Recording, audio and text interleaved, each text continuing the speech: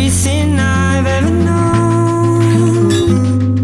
It's all become too much. Maybe I'm not built for